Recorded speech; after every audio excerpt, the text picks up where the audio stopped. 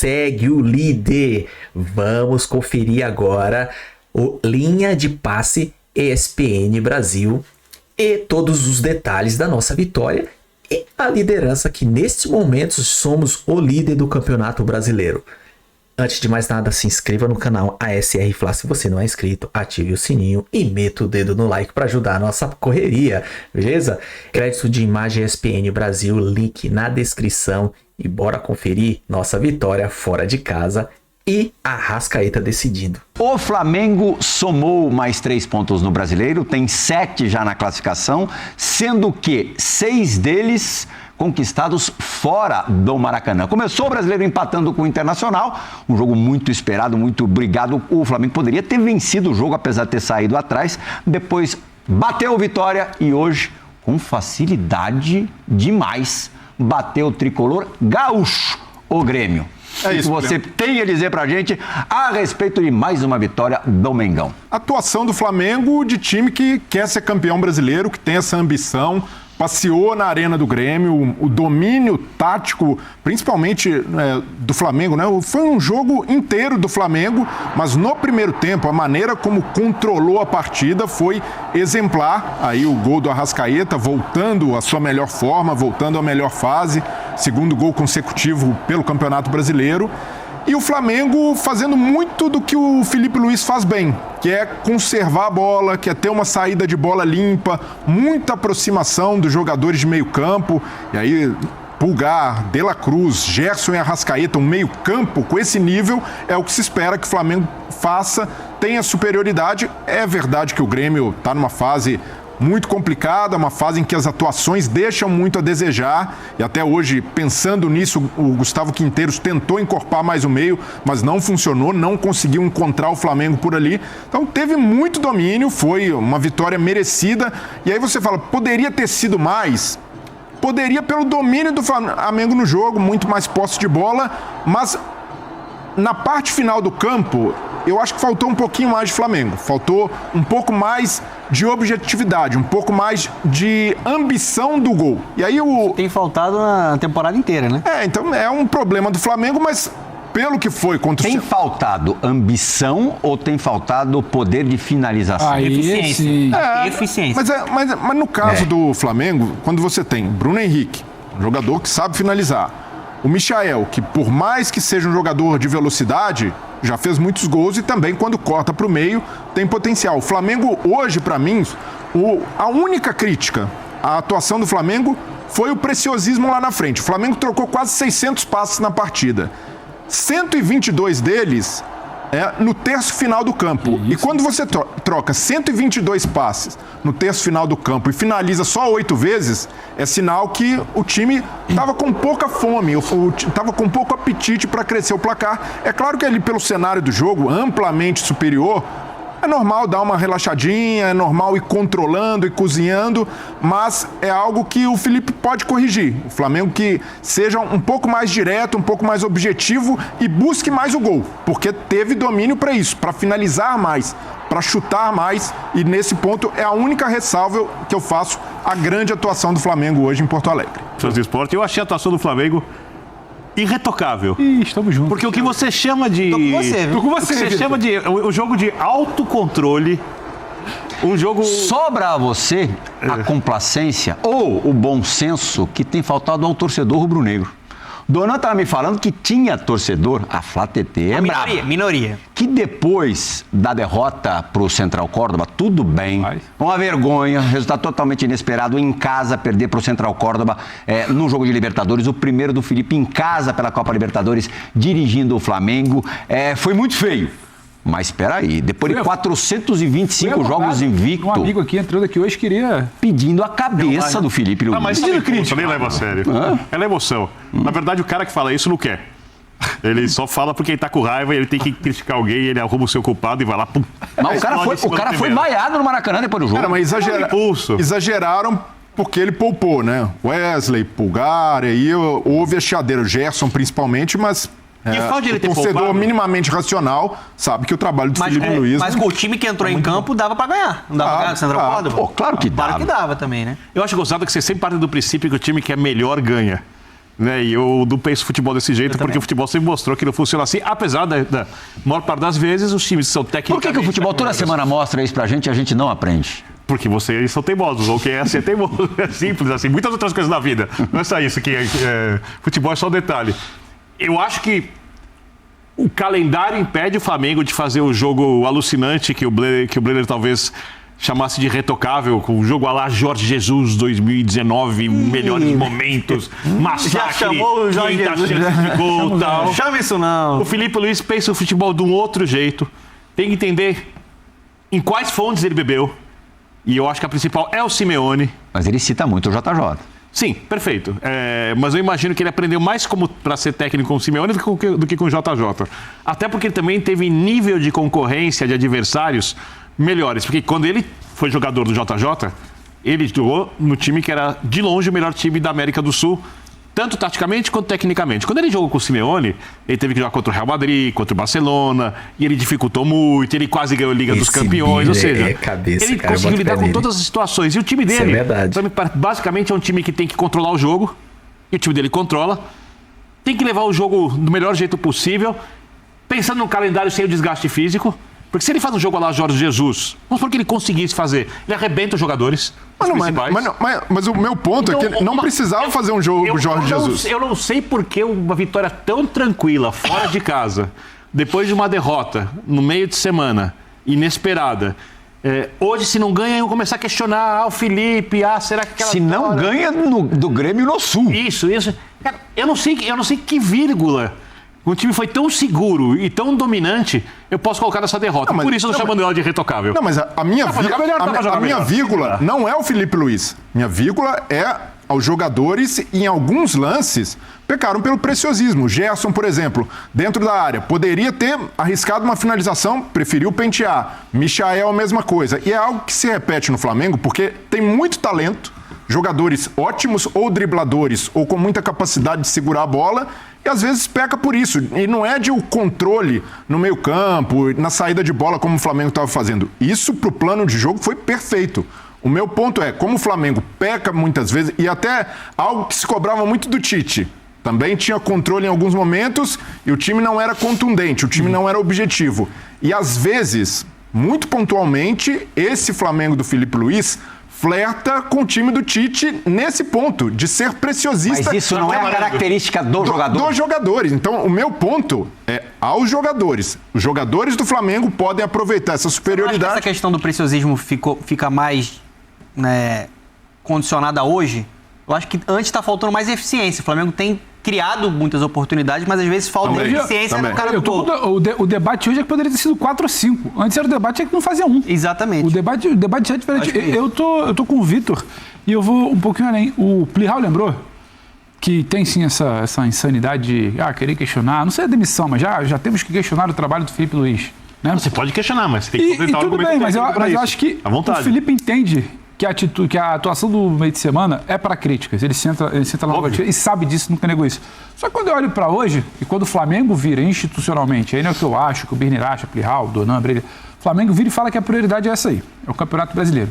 Ele vai para dentro da arena do Grêmio. Ele escolhe quando ele acelera o jogo. Ele escolhe quando ele segura a marcha. Ele escolhe por onde ele vai passear. Outro nível de controle do jogo. O problema do Flamengo, muito da fase de criação, era quando ele não tinha o Gerson em campo, ou lesionado, ou por ser poupado, ou quando ele não tinha o Arrascaeta ainda voltando de lesão.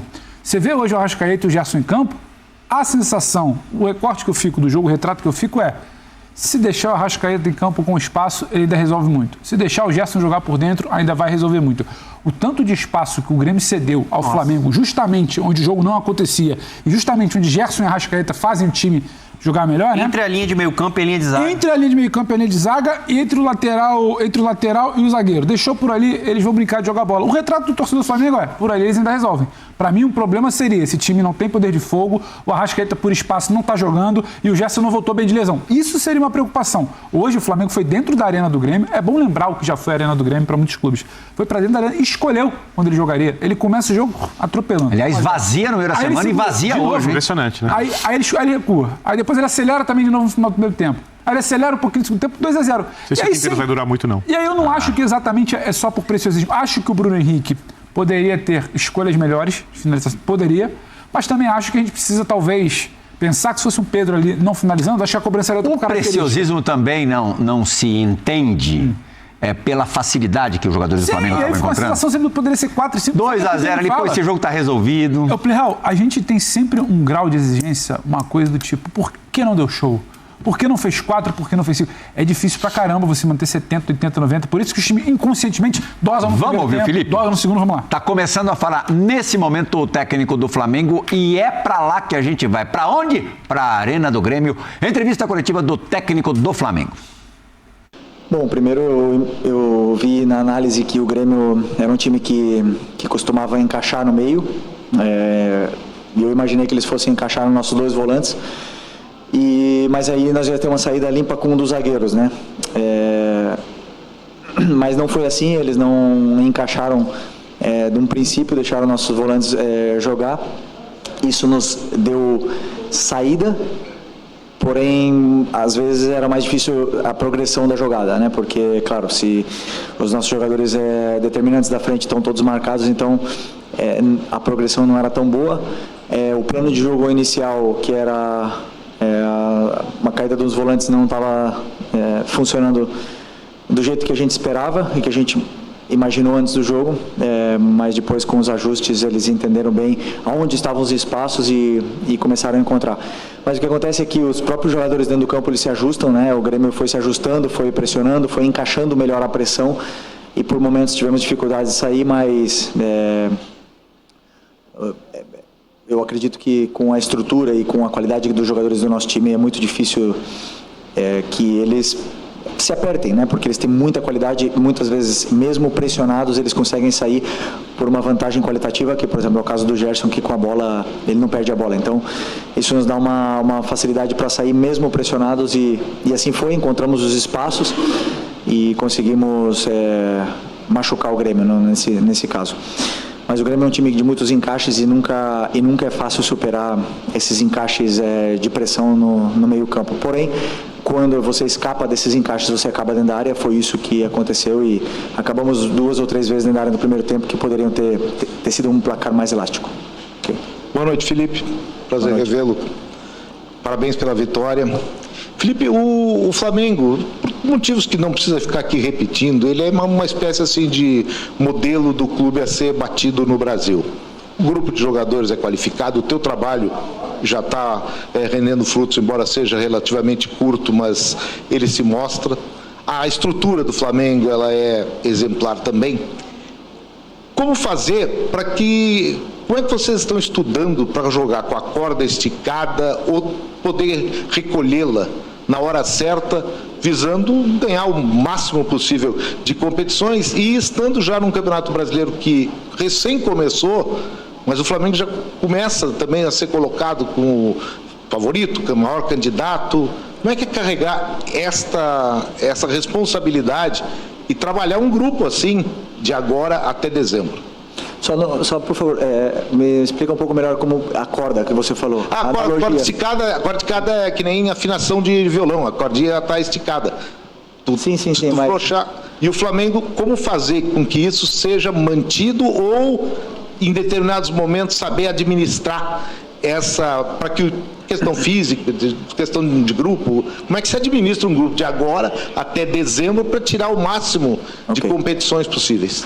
Ok, primeiro o clube nos últimos anos se reestruturou de uma forma que nos possibilita ter jogadores importantes para poder brigar pelas competições. Isso não significa ganhar as competições, significa poder disputar, né? Na parte de cima da tabela, com o elenco que tem, o Flamengo...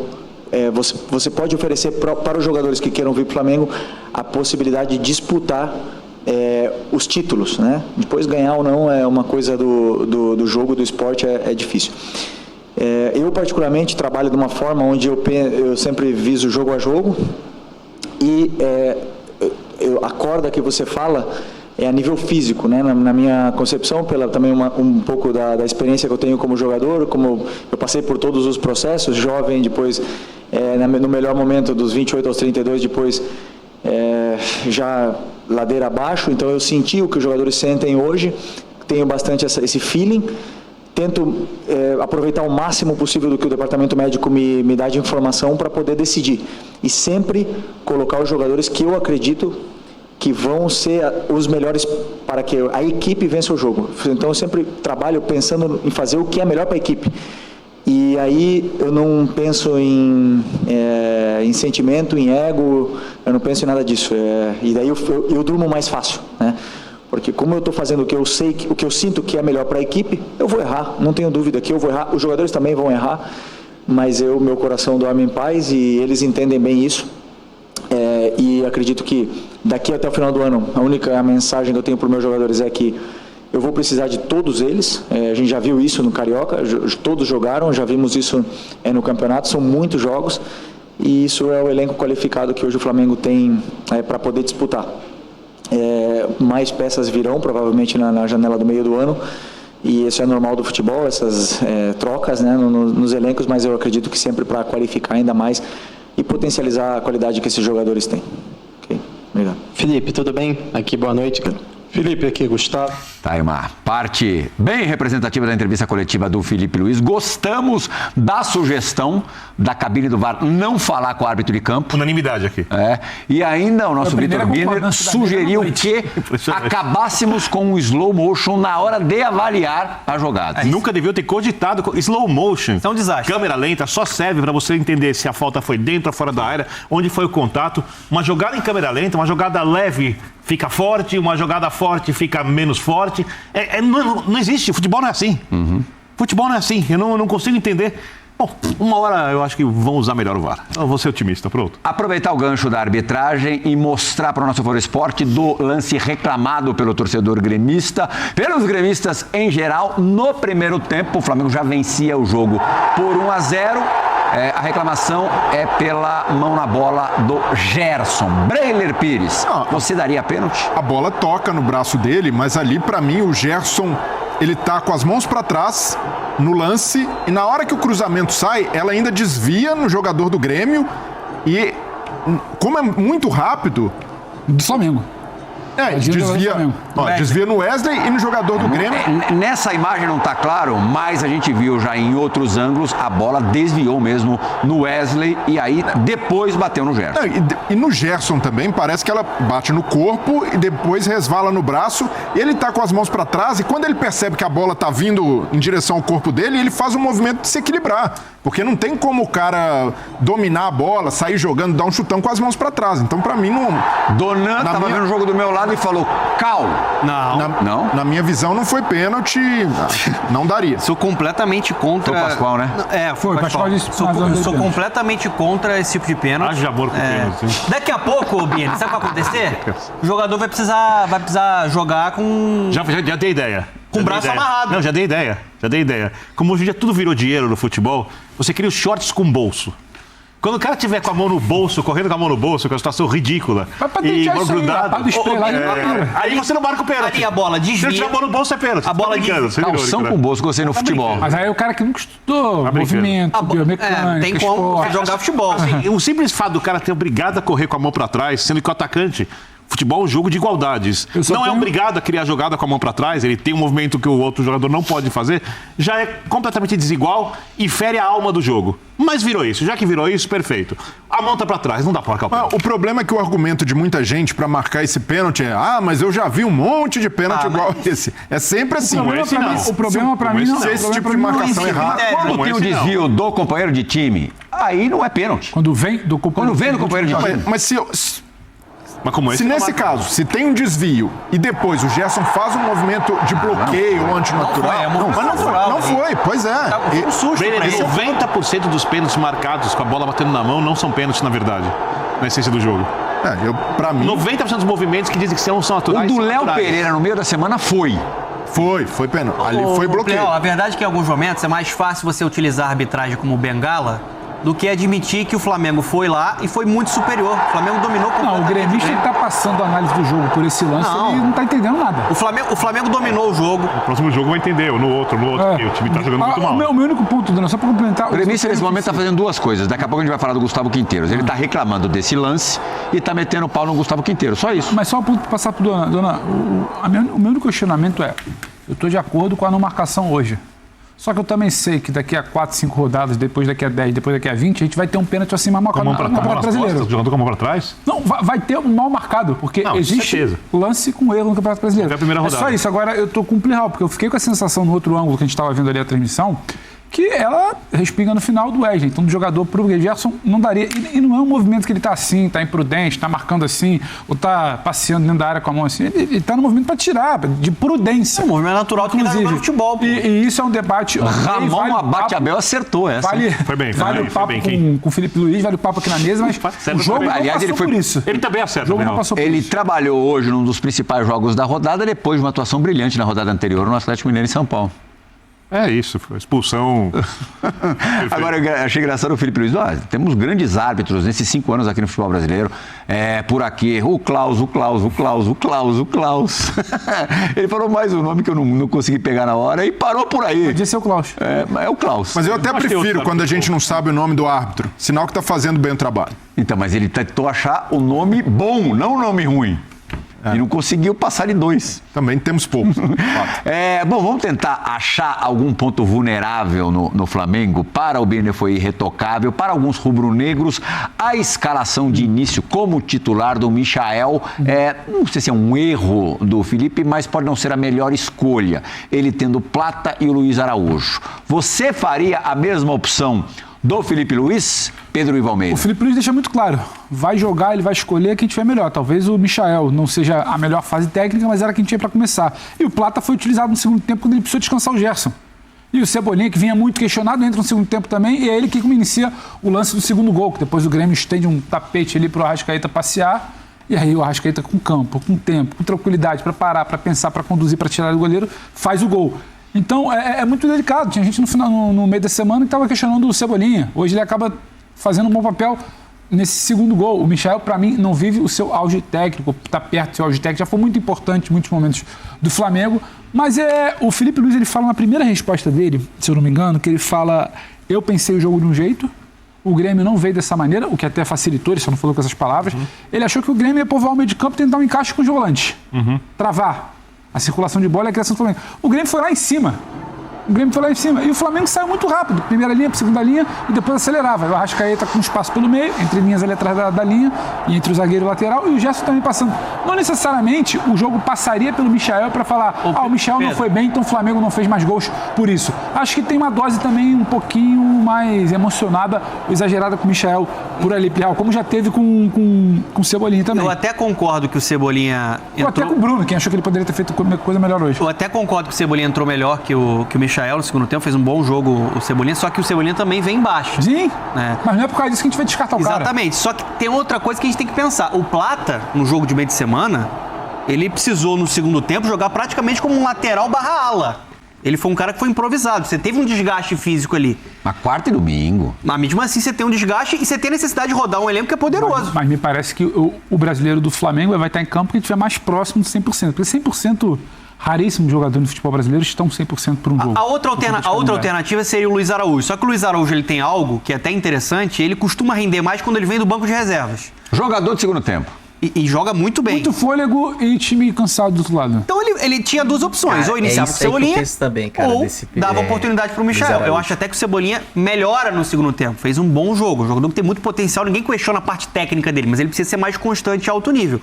Acho que hoje a gente tem que destacar, falando desse lado esquerdo, mais uma atuação que mostra como o Alexandre é acima da média.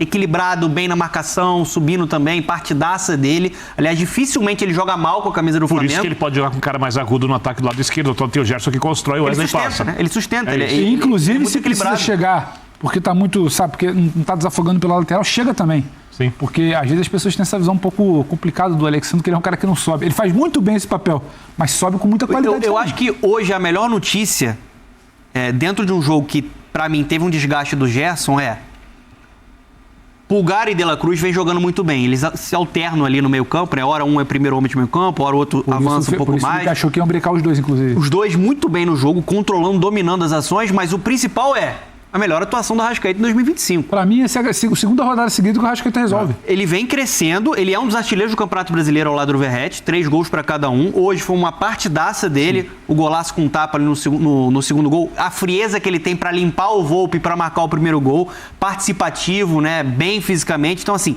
esse setor de meio campo do Flamengo titular é fortíssimo. Porque eles têm uma capacidade ali de controlar o jogo, de trocar passe. O Grêmio não conseguiu encaixar a marcação. Pelo contrário, o Grêmio deu muito espaço entre a linha de meio campo e a linha de defesa, que era o que o Pedro estava alertando. E aí o Flamengo deitou e rolou. O resultado hoje ficou barato. E a gente entende a insatisfação do torcedor por conta de atuações abaixo do Flamengo na Libertadores? Entendo completamente. Não acho que o Filipe Luís também não deva ser criticado. Tem que ser criticado. Mas, no geral, gente, o Flamengo do Filipe Luís joga bem. Sim. Domina os adversários. Não dá pra você normalizar, apesar do momento coletivo do Grêmio complicado, o Flamengo ir até o Sul e praticamente não correr risco. É isso aí, pessoal. Você vê como é que é. O Birner é cirúrgico, cara. O cara teve uma maior dificuldade trabalhando como jogador e viu de perto jogar lá na Europa, cara. Pegou times grandes, Barcelona, Real Madrid. Então ele sabe todos os detalhes, como trabalhar com um time que sabe pressionar. Então a referência maior dele é o técnico do Atlético de Madrid, o Simeone.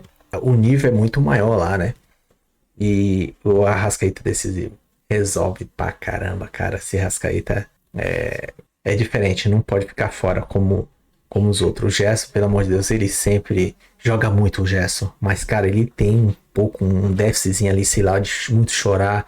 Teve uma hora que ele pegou uma bola dentro da grande área, cara, ali. Se ele toca de direita, de primeira, o Bruno Henrique finalizava e era 3. Mas enfim, 2-0 tá ótimo, vamos pra frente.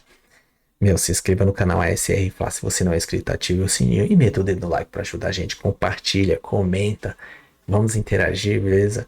É isso aí, saudações rubro-negra.